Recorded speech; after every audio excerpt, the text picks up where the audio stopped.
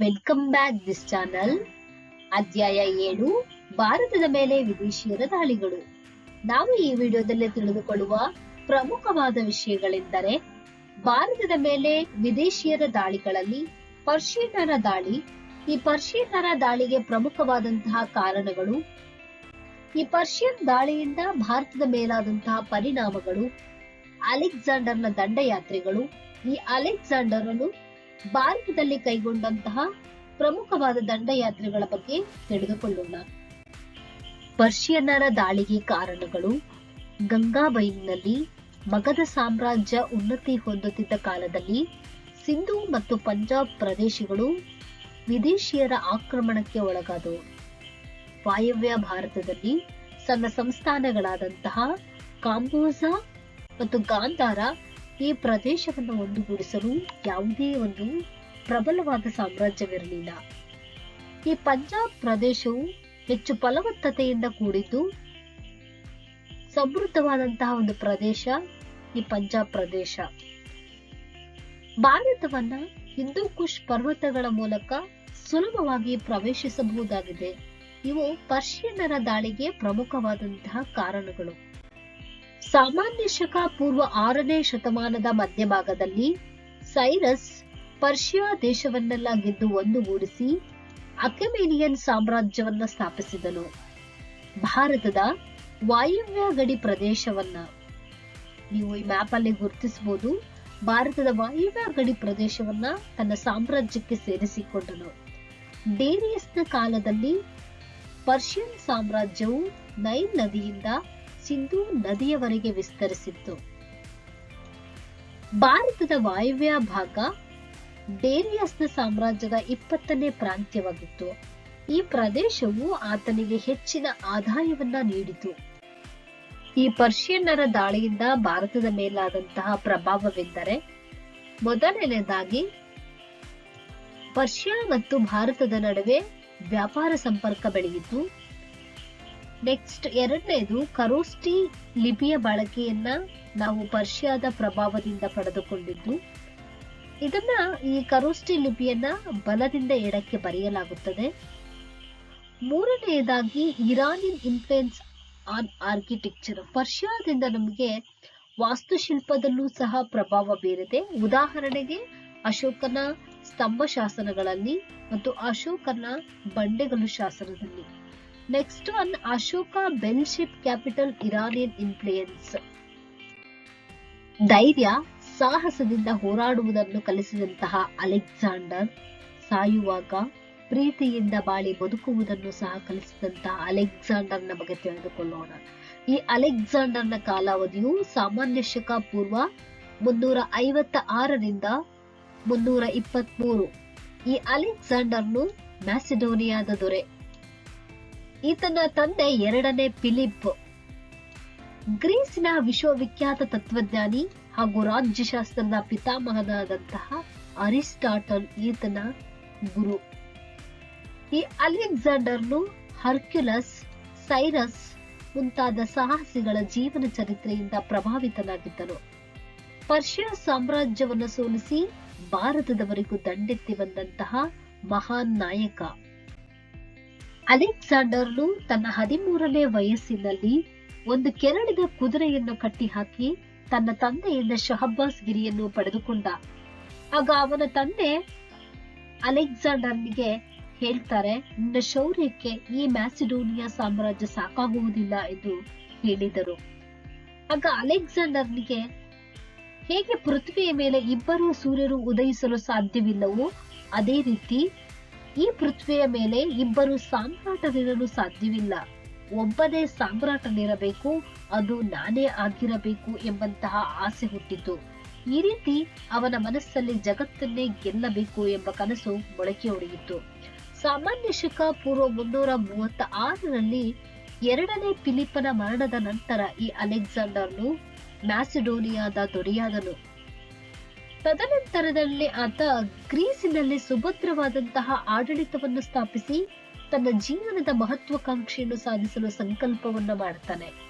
ಆತ ಇಡೀ ವಿಶ್ವವನ್ನೇ ಗೆದ್ದು ವಿಶ್ವ ವಿಜೇತರಾಗಬೇಕೆಂಬ ಉದ್ದೇಶವನ್ನ ಹೊಂದಿದ್ದ. ಈ ಅಲೆಕ್ಸಾಂಡರ್ನ ವಿಶಾಲ ಸಾಮ್ರಾಜ್ಯ ಗ್ರೀಸ್ಗಿಂತ ಪಂಜಾಬಿನವರೆಗೂ ವಿಸ್ತರಿಸಿತ್ತು. ಈತನ ಕೀರ್ತಿ ಎಲ್ಲೆಡೆಯೂ ಹರಡಿತ್ತು.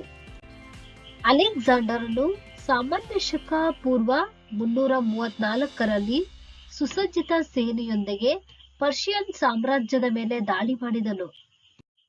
ಅಲೆಕ್ಸಾಂಡರನು ಈಜಿಪ್ಟಿನ ಮೇಲೆ ಕೈಗೊಂಡ ದಂಡಯಾತ್ರೆ, ಏಷ್ಯಾ ಮೈನರ್ ಮತ್ತು ಈಜಿಪ್ಟ್ಗಳನ್ನ ಗೆದ್ದುಕೊಂಡನು. ಈಜಿಪ್ಟಿನಲ್ಲಿ ಅಲೆಕ್ಸಾಂಡ್ರಿಯಾ ಎಂಬ ನಗರವನ್ನು ನಿರ್ಮಿಸಿದನು. ಈಜಿಪ್ಟ್ 2 ಶತಮಾನಗಳಿಂದ ಪರ್ಷಿಯಾ ದೇಶಕ್ಕೆ ಅಡಿಯಾಳಾಗಿತ್ತು.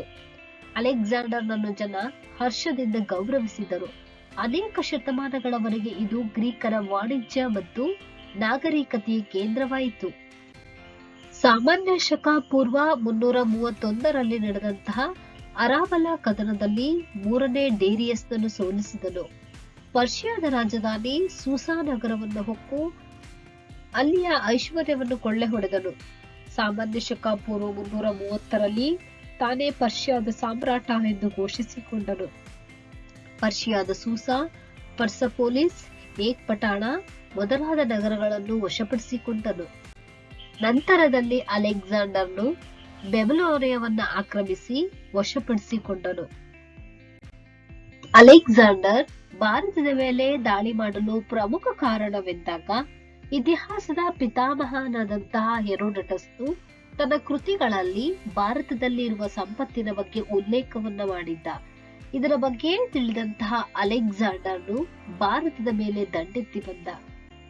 ಅಲೆಕ್ಸಾಂಡರ್ನ ಉತ್ಸಾಹ, ಈ ಅಲೆಕ್ಸಾಂಡರ್ನು ಪ್ರಪಂಚವನ್ನೇ ಗೆಲ್ಲಬೇಕು ಎಂಬಂತಹ ಉತ್ಸಾಹ ಆತನನ್ನು ಭಾರತದ ಮೇಲೆ ದಾಳಿ ಮಾಡುವಂತೆ ಪ್ರೇರೇಪಿಸಿತು.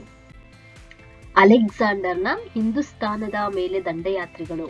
ಈ ಅಲೆಕ್ಸಾಂಡರ್ ವಾಯುವ್ಯ ಭಾರತದ ಪಂಜಾಬ್ ಮತ್ತು ಸಿಂಧ್ ಪ್ರದೇಶಗಳ ಮೇಲೆ ದಾಳಿ ಆರಂಭಿಸಿದಾಗ ಈ ಪ್ರದೇಶವು ರಾಜಕೀಯ ಅನೈಕ್ಯತೆಯ ಬೀಡಾಗಿತ್ತು. ವಾಯುವ್ಯ ಭಾರತದಲ್ಲಿ ಹಲವು ಚಿಕ್ಕ ಪುಟ್ಟ ಗಣರಾಜ್ಯಗಳಿದ್ದವು. ಮಗಧ ರಾಜ್ಯದಲ್ಲಿ ನಂತರು ರಾಜ್ಯಭಾರವನ್ನ ಮಾಡುತ್ತಿದ್ದರು. ಅಲೆಕ್ಸಾಂಡರ್ನು ಸಾಮಾನ್ಯ ಶಕ ಪೂರ್ವ 327ರಲ್ಲಿ ಹಿಂದೂ ಕುಶ್ ಪರ್ವತಗಳನ್ನು ದಾಟಿ ಸ್ವಾತ್ ಮತ್ತು ಬಾಬರ್ ಕಣಿವೆಯಲ್ಲಿ ಅನಾಗರಿಕ ಬುಡಕಟ್ಟುಗಳನ್ನು ಹತ್ತಿಕ್ಕಿದನು. ಸಾಮಾನ್ಯ ಶಕ ಪೂರ್ವ 326ರಲ್ಲಿ ಅಲೆಕ್ಸಾಂಡರ್ನು ಸಿಂಧೂ ನದಿಯನ್ನು ದಾಟಿ ತಕ್ಷಶಿಲಾ ರಾಜ್ಯಕ್ಕೆ ಮುತ್ತಿಗೆ ಹಾಕಿದನು. ಆ ಸಮಯದಲ್ಲಿ ತಕ್ಷಶಿಲೆಯಲ್ಲಿ ಅಂಬೆಯು ರಾಜನಾಗಿದ್ದನು. ಈತ ಅಲೆಕ್ಸಾಂಡರ್ನಿಗೆ ಶರಣಾಗತನಾಗಿ ಕಪ್ಪ ಕಾಣಿಕೆಯನ್ನು ಸಲ್ಲಿಸಿದನಲ್ಲದೆ ತನ್ನ ಶತ್ರುವಾದ ನೆರೆಯ ಜೀಲಂ ರಾಜ್ಯದ ರಾಜ ಪೋರಸ್ನ ವಿರುದ್ಧ ದಾಳಿ ಮಾಡುವಂತೆ ಪ್ರಚೋದಿಸಿದನು. ಸಾಮಾನ್ಯ ಶಕ ಪೂರ್ವ 326ರಲ್ಲಿ ಜೀಲಂ ನದಿಯ ದಂಡೆಯಲ್ಲಿರುವ ಹೈಡಸ್ಪಸ್ ಎಂಬ ಸ್ಥಳದಲ್ಲಿ ಅಲೆಕ್ಸಾಂಡರ್ ಮತ್ತು ದೇಶಪ್ರೇಮಿಯಾದಂತಹ ಪೋರಸ್ನ ಮಧ್ಯೆ ಭೀಕರವಾದಂತಹ ಯುದ್ಧ ಜರುಗಿತು. ಆದರೆ ಪೌರವ ಈ ಕದನದಲ್ಲಿ ಸೋತು ಶರಣಾಗತನಾದನು. ಸೋತು ಬಂದಿಯಾಗಿದ್ದ ಪೌರವನನ್ನು ಉದ್ದೇಶಿಸಿ ಅಲೆಕ್ಸಾಂಡರ್ ನಿನ್ನನ್ನು ಹೇಗೆ ನೋಡಿಕೊಳ್ಳಬೇಕು ಎಂದು ಕೇಳಿದನು. ಆಗ ಕೆಚ್ಚೆದೆಯ ಪೌರವ ನನ್ನನ್ನು ರಾಜನನ್ನಾಗಿ ನೋಡಿಕೋ ಎಂದು ಧೈರ್ಯದಿಂದ ಉತ್ತರವನ್ನು ನೀಡಿದನು. ಪೋರಸ್ನ ದೇಶಪ್ರೇಮ ಮತ್ತು ಶೌರ್ಯದ ಮಾತುಗಳಿಗೆ ಬೆರಗಾದ ಅಲೆಕ್ಸಾಂಡರ್ ಅವನನ್ನು ಸೆರೆಯಿಂದ ಬಿಡುಗಡೆ ಮಾಡಿ ಮಿತ್ರನನ್ನಾಗಿ ಮಾಡಿಕೊಂಡನು. ಅಲೆಕ್ಸಾಂಡರನು ಭಾರತಕ್ಕೆ ಬಂದಂತಹ ಸಂದರ್ಭದಲ್ಲಿ ಒಂದು ಘಟನೆ ಆತನ ಮೇಲೆ ಹೆಚ್ಚಿನ ಪರಿಣಾಮವನ್ನ ಬೀರಿತು. ಈ ಘಟನೆಯ ಸತ್ಯಾಸತ್ಯತೆಯ ಬಗ್ಗೆ ಖಚಿತವಾಗಿ ತಿಳಿದಿಲ್ಲ, ಆದರೂ ಹೆಚ್ಚು ಪ್ರಚಲಿತವಾದಂತಹದು. ಅಲೆಕ್ಸಾಂಡರನು ಭಾರತಕ್ಕೆ ಬಂದಾಗ ಆತನ ದೃಷ್ಟಿ ಒಬ್ಬ ವಯಸ್ಸಾದಂತಹ ಸನ್ಯಾಸಿಯ ಮೇಲೆ ಬಿತ್ತು. ಆ ಸನ್ಯಾಸಿಯನ್ನು ಕುರಿತು ಅಲೆಕ್ಸಾಂಡರ್ ಅರ್ಧ ಸಾಮ್ರಾಜ್ಯವನ್ನು ಗೆದ್ದಂತಹ ಅಲೆಕ್ಸಾಂಡರ್, ನಾನು ಬಂದಿದ್ದೇನೆ, ನಿನಗೆ ಏನು ಬೇಕು ಪಡೆದುಕೋ ಎಂದು ಕೇಳುತ್ತಾನೆ. ಆಗ ಸನ್ಯಾಸಿಯು, ಅರ್ಧ ಸಾಮ್ರಾಜ್ಯವನ್ನು ಮಾತ್ರ ಗೆದ್ದಿರುವೆಯಾ, ಪೂರ್ತಿ ಯಾವಾಗ ಗೆಲ್ಲುವೆ ಎಂದು ವ್ಯಂಗ್ಯವಾಡುತ್ತಾನೆ.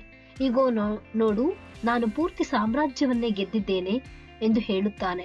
ಆಗ ಅಲೆಕ್ಸಾಂಡರ್ನು, ಹೀಗೆ ಪೂರ್ತಿ ಸಾಮ್ರಾಜ್ಯವನ್ನ ಗೆದ್ದಿರುವೆಯೇ ಎಂದು ಕೇಳುತ್ತಾನೆ.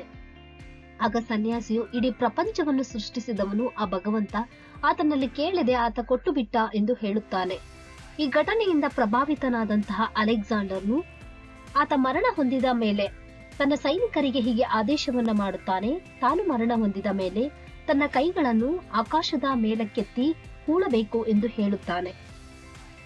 ಅಂದ್ರೆ ಪೂರ್ತಿ ಸಾಮ್ರಾಜ್ಯವನ್ನ ಗೆಲ್ಲಲು ಹೊರಟಂತಹ ಅಲೆಕ್ಸಾಂಡರ್ನು ಕೊನೆಗೆ ಹೋಗುವಾಗ ಏನನ್ನೂ ತೆಗೆದುಕೊಂಡು ಹೋಗಲಿಲ್ಲ ಎಂಬಂತಹ ಸಂದೇಶ ಇಡೀ ಪ್ರಪಂಚಕ್ಕೆ ತಿಳಿಯಲಿ ಎಂದು ಹೀಗೆ ಮಾಡಿ ಎಂದು ಹೇಳುತ್ತಾನೆ.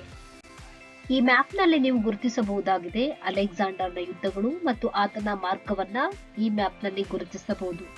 ಹಲವಾರು ವರ್ಷಗಳಿಂದ ಮನೆಮಠಗಳನ್ನು ತ್ಯಜಿಸಿ ಬಂದಿದ್ದಂತಹ ಗ್ರೀಕರು ತಮ್ಮ ದೇಶಕ್ಕೆ ಹಿಂದಿರುಗಬೇಕೆಂದು ಹಠ ಹಿಡಿದರು.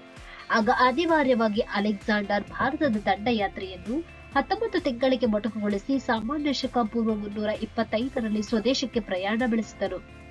ಸಾಮಾನ್ಯ ಶಕ ಪೂರ್ವ 323ರಲ್ಲಿ ಅಲೆಕ್ಸಾಂಡರ್ ಅನಾರೋಗ್ಯ ಪೀಡಿತನಾಗಿ ತನ್ನ 32ನೇ ವಯಸ್ಸಿನಲ್ಲಿ ಬೆಬಿಲೋನಿಯಾ ನಗರದಲ್ಲಿ ಮರಣ ಹೊಂದಿದನು.